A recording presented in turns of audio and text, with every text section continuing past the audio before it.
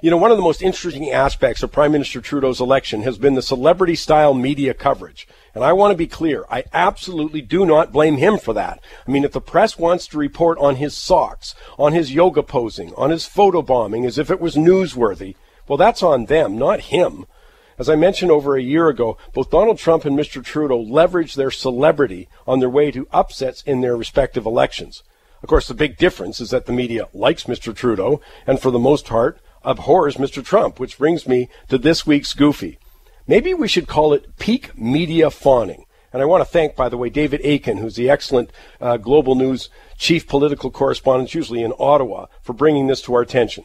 But listen to this.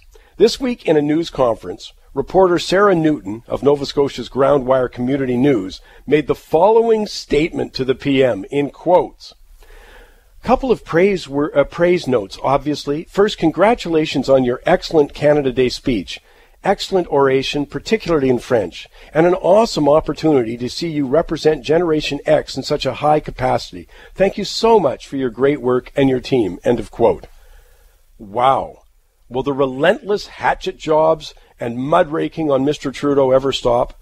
I mean, hard hitting doesn't begin to do that justice. As I said, this is not Mr. Trudeau's fault.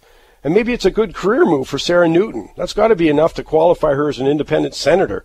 Or at the very least, it should get her a shot at the anchor job on CBC's National News. After all, that's the kind of in-depth political reporting that worked for Peter Mansbridge. But my gosh, was it the peak in media fawning? I hope we don't surpass that one.